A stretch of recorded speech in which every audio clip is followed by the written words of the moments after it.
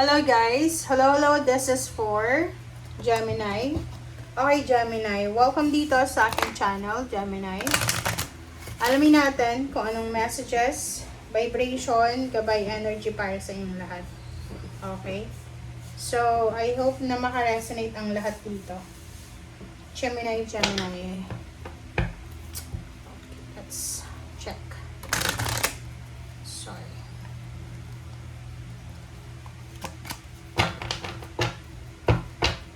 Okay, Gemini.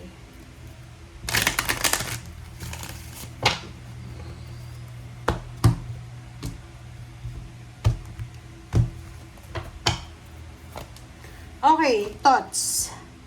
32, 5, 4, courtship, 26, great fortune, and 6, mature woman. Okay, Gemini. Ang nakikita ko sir dito, possible na you're focused sa relationship mo.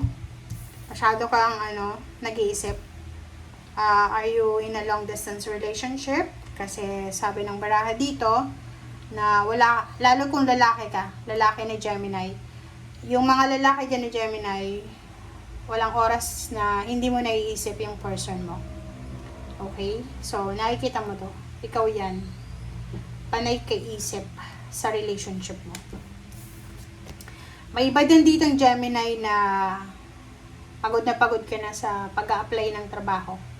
Paghahanap buhay. Pwedeng may trabaho ka na, pero masyadong mabigat yung trabaho na ginagawa mo.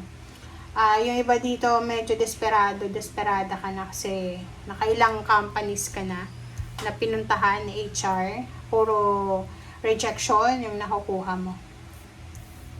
Another dito, isang relationship, okay? Isang relationship, ang posibleng medyo tagilid siya because of mature woman. Pwedeng lola. Pwedeng ikaw ayaw ka ng parents ng karelasyon mo. Or pwedeng siya ayaw ng parents mo siya para sa'yo. So, nakakaloka to, Gemini. Kasi, normally, di ba, sa panahon ngayon, dati, nung unang panahon, talagang malaking bagay yung gusto ni ganyan, ng parents mo. But sa panahon ngayon, kailangan mong i-consider na yung mamahalin mo, mahal mo talaga. Kasi kung mapipilitan ka lang, 'di ba? Kawawa ka. Okay, 26, number 8. So, great fortune. Sinasabi ng baraha dito na isang napakalaking hindi inaasahan na great fortune. Magiging sobrang lucky.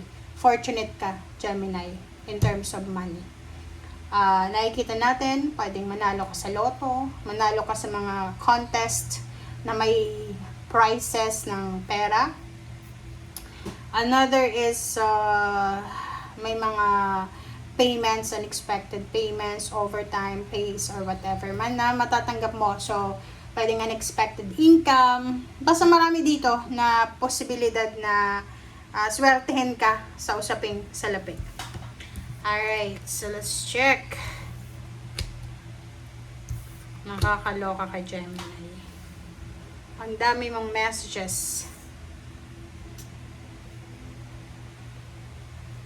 Okay, let's verify.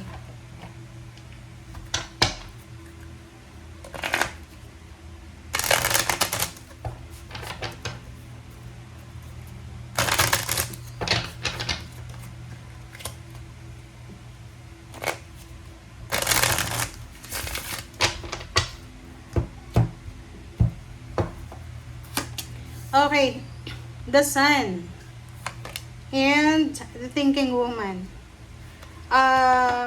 Isang babae,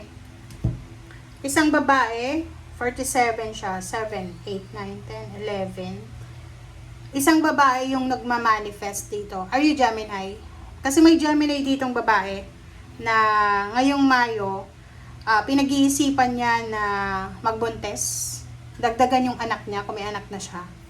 Magpaganda, magpa-blossom, blossom talaga, maging masaya, mag-prepare ng isang celebration, or whatever man siya, magpaplano siya ng outing or nasaan ba siya. Pwedeng gusto niya magpatayo ng swimming pool. Gusto niya mag-travel by cruise. Gusto niyang makipagkaibigan sa mga water sign, Pisces, Scorpion, Cancer. So, ang taong ito, simula ngayong Mayo, marami siyang anong tawag dito, minamanifest niya.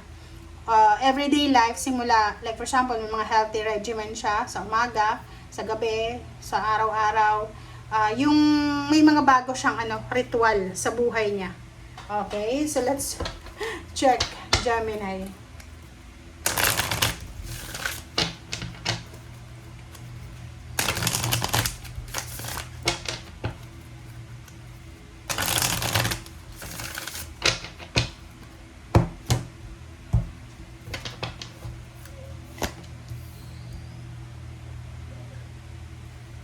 Okay, emotional withdrawal, solar plexus. Wow! Dalawa yung dasan mo ha. The universe. And triumphant success. O, diba, Gemini? Ang sabi ng baraha sa'yo dito, na kung ano man yan na ginagawa mong, anong tawag dyan? Rejuvenation ba yan? Kasi, may mga Gemini na nagda-diet, nagsisimula sila ng mga healthy regimen nila sa buhay. From the time na nagising sila sa umaga, parang may mga rituals kayo. And nakikita ko sa'yo dito na the universe is watching you. Kumbaga, masaya ang universe sa kung ano man ang mga regimen na ginagawa mo ngayon.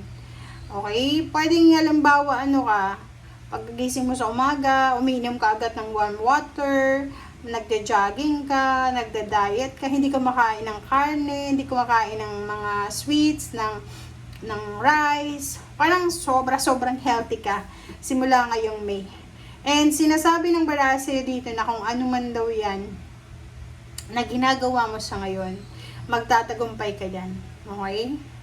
Talagang ma-achieve mo, Gemini, ma-achieve mo kung ano man yan na purpose mo, kung bakit ka ganyan.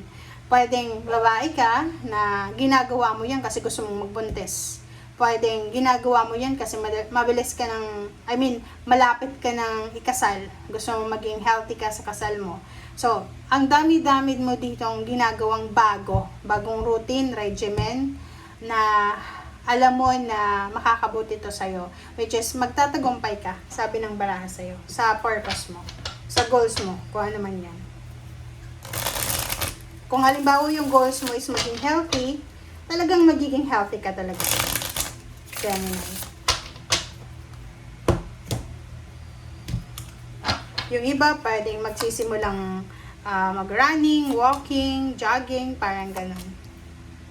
Okay, 7 of Pentacles, Hangman, Death card, 4 of Cups, 8 of Swords. Kaloka. Kaso lang, this is for the future.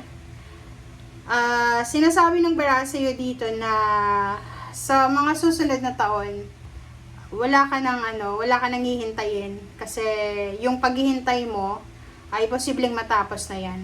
Okay? Yung mga delays, yung mga postponement na yan, matatapos na yan. Okay? And nakikita ko sa'yo dito na bilang isang Gemini, hindi ka papayag na hindi ka makaalis sa kung ano man na stagnant na situation. Parang nakikita ko sa'yo dito, hindi ka papayag. Matatapos na to kasi death card na.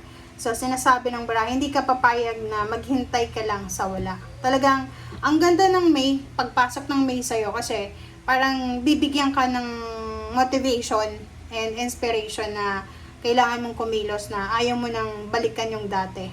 Okay? Like, halimbawa dati, may sakit ka siguro, ayaw mo nang bumalik sa dati, yung health mo. So, talaga magsisimula ka ng mga healthy lifestyle. Love life, ganun din. Sa money, ganun din. So, magiging sobrang masipag ka. Sobrang sipag. Parang bagong tao to na Gemini. Parang bagong Gemini siya. Bagong silang na Gemini. Which is napakaganda. Sa ilalim mo dito is love life, 2 of Cups, and 0 of the Fool. Sinasabi ng baraha sa'yo na may iba sa inyo, hindi naman lahat.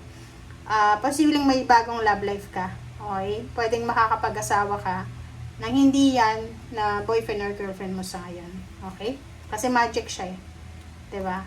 Sinasabi ng Baraha sa'yo dito na magiging sobrang peaceful yung relationship mo sa future. Okay? Thank you guys. Bye!